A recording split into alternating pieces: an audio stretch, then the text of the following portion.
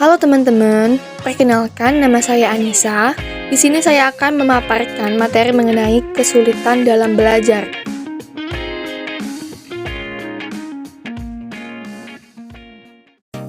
Apa sih itu kesulitan dalam belajar?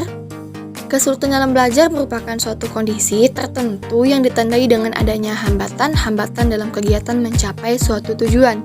Singkatnya, kesulitan dalam belajar itu terdiri dari beragam gangguan dalam menyimak, berbicara, membaca, menulis, dan karena faktor internal individu itu sendiri, yaitu disfungsi minimal otak. Lalu, apa saja sih yang menjadi penyebab dari kesulitan belajar itu sendiri?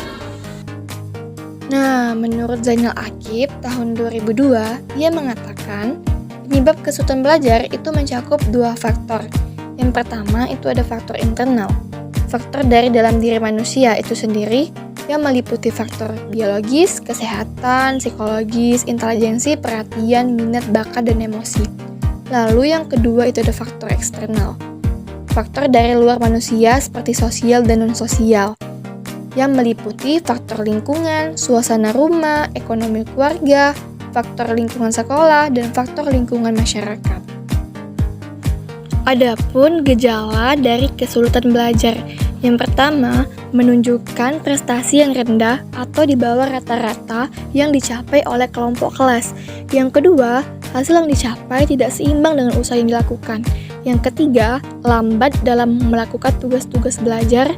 Yang keempat, menunjukkan sikap kurang wajar seperti acuh tidak acuh, berpura-pura, dusta, dan lainnya. Dan yang kelima, itu menunjukkan tingkah laku yang berlainan. Adapun efek sosio-psikologis dari kesulitan belajar itu sendiri. Yang pertama, itu berefek negatif pada kondisi psikologis. Karena anak yang kesulitan belajar seringkali menuding dirinya sebagai anak yang bodoh. Yang kedua, motivasi untuk belajar pun menurun, sehingga anak akan menjadi apatis, diam, pasif, dan tidak punya inisiatif.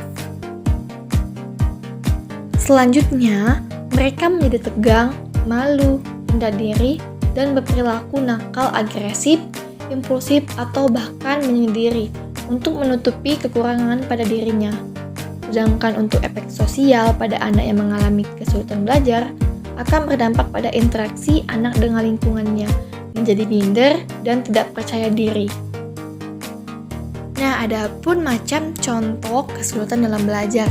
Yang pertama itu ada disleksia, yang biasa dikenal dengan kesulitan dalam membaca, diskalkulia, kesulitan dalam berhitung, disgrafia, kesulitan dalam menulis, autis.